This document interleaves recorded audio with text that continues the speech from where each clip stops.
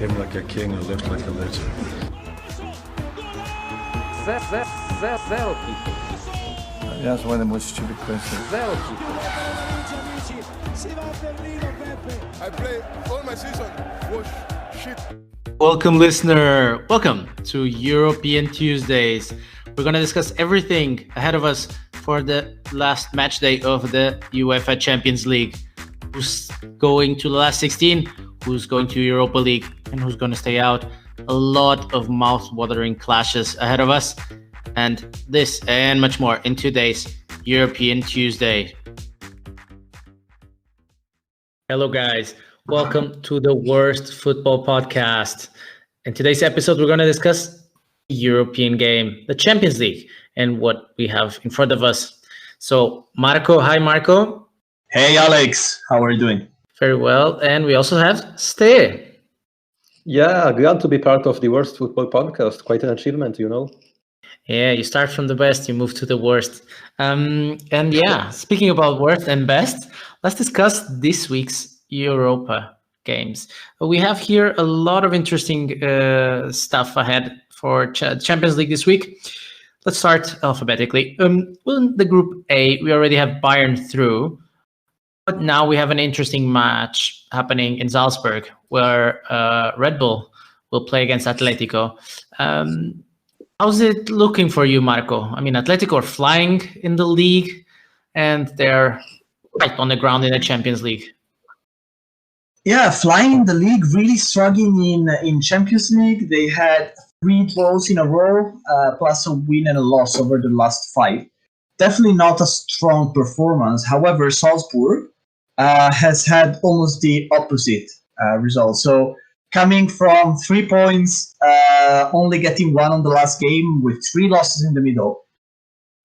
To be honest, I think Atletico Madrid has more experience. They're gonna bring it home with the Garra that this old Cholo Simeone team usually can show and display on the pitch. What are your thoughts in terms of this game? Well, you know, I must agree with Marco, I think. I believe that even though Atletico may not have shined in the Champions League yet, in the Liga, they had an excellent season so far. I believe they are on a 6 matches winning streak, so quite solid performances, and I think they will go through eventually. Very well. And from the team of Dr. Jekyll and Mr. Hyde to the other team of Madrid, that is basically only Dr. Jekyll, Real Madrid is in trouble, guys. We'll have some issues this week. They're playing Gladbach.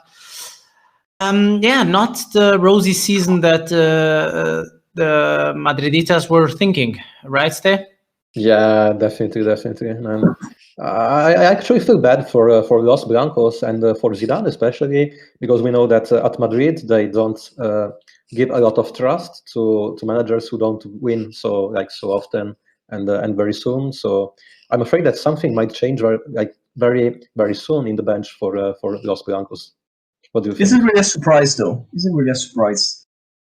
I think if you have a transfer market window in the summer with no players purchased, not a single euro spent, only a couple of loanies coming back, you get rid of, well, despite basically a known player over the last season, but players such as Gareth Bale, you get rid of James Rodriguez.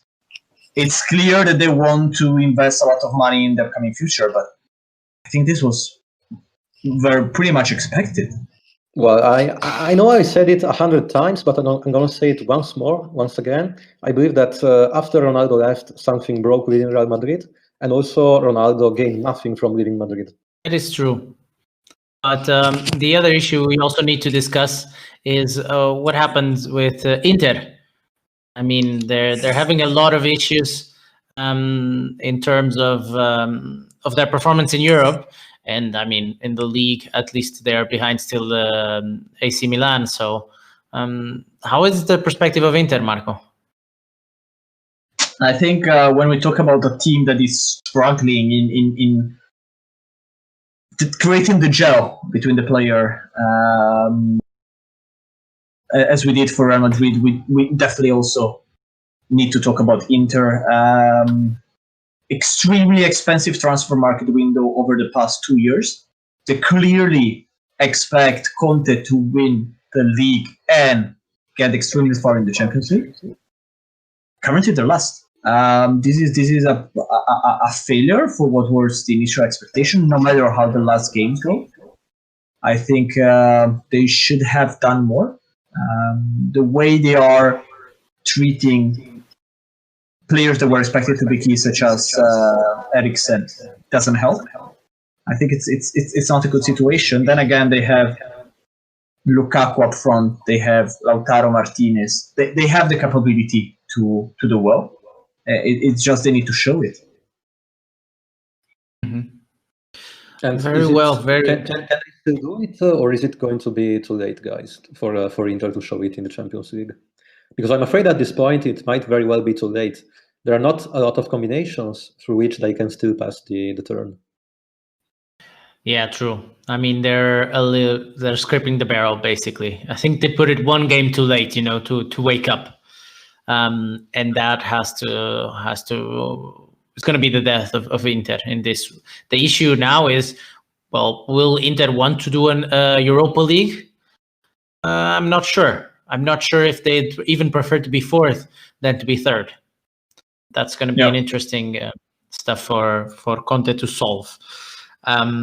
But nonetheless, let's go through the other groups. Group C, there is nothing to see except Olympique and Marseille and Olympiacos to see who finishes third.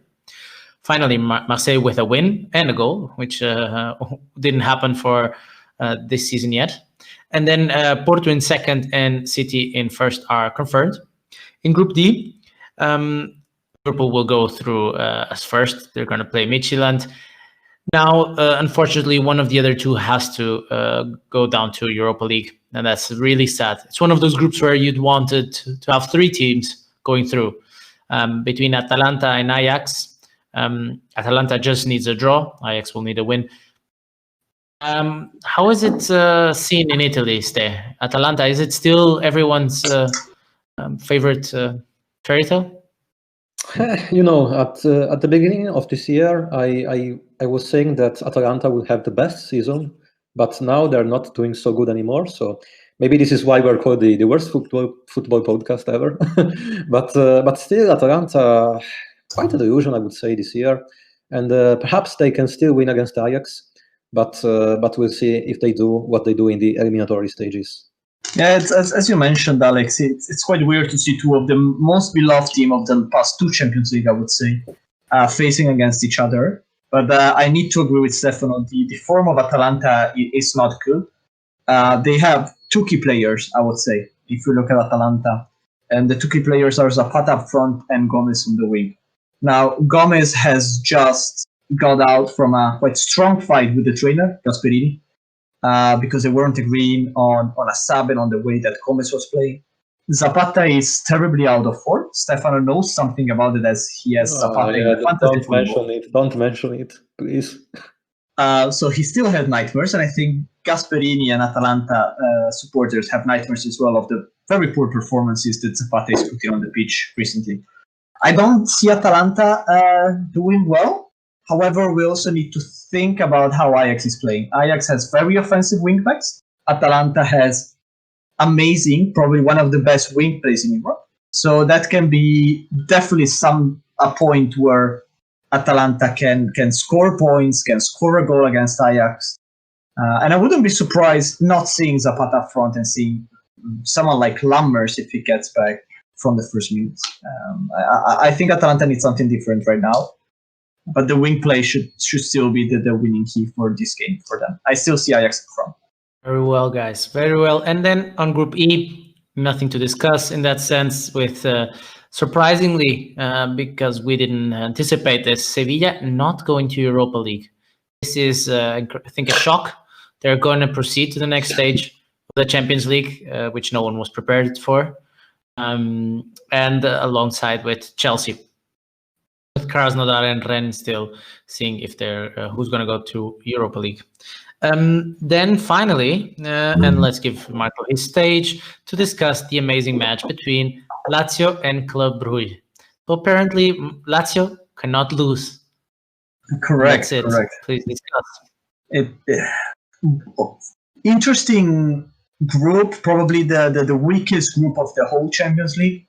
Yet it's trying to keep some interest by having Borussia Dortmund still not sure of the first place, as Club Brugge winning probably something like 8-0 could still make it in the first place.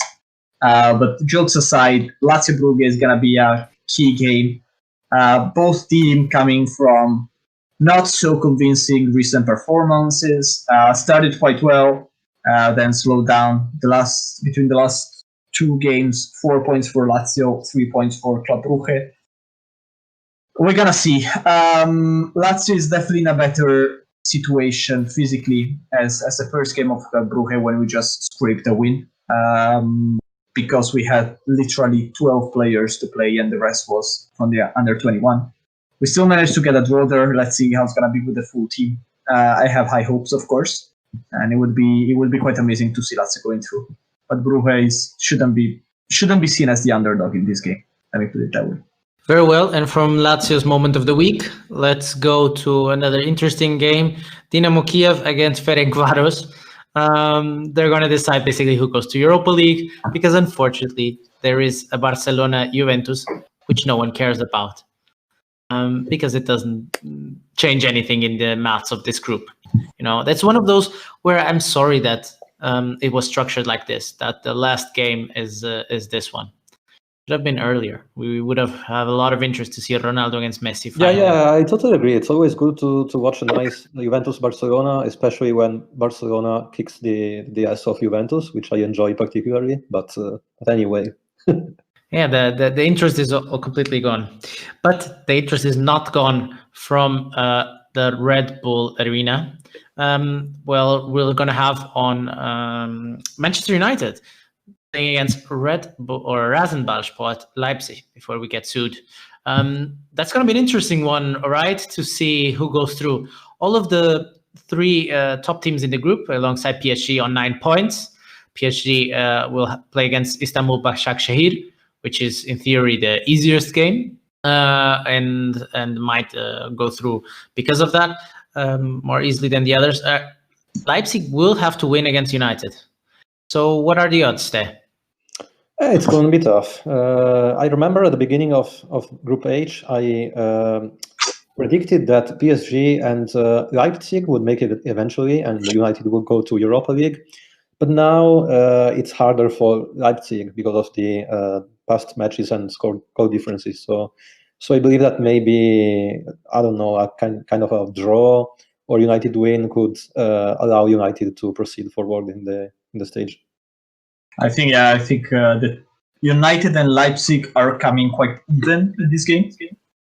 Paradoxically, both of them heavily using young player now with Josh Greenwood and the rest of the young United team really making a dent in the starting 11 compared to, let's say, the United of the very expensive player that we were used to see beforehand.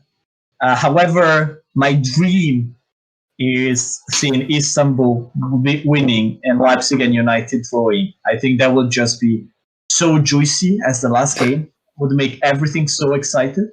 But it's quite unlikely to see Mbappe, Neymar. So quite an interesting game either way. I'm going to give United a slight advantage simply because of the goal difference, which would mean that they're going to come first in case of a draw. Mm-hmm. Very well, very well. To be honest, I think it's one of those games where I'm very, very torn between, loving Bruno and wanting him to drag this United team to the last 16. But also I want to see what kind of shitstorm could happen from this game. So, I'm split 50-50 on this, but I think it's going to be a good week for Bruno. Apparently, he's going to get a pay raise, so he might feel extra motivated. He's currently earning the same as Phil Jones, so he will get his salary doubled. I think that will be the ultimate motivation for him. Yeah, an amazing player. Very interesting, guys. So thanks for your time. Thanks for reviewing and previewing basically what's going to happen in this week's final match day of the UEFA Champions League. And see you guys next time.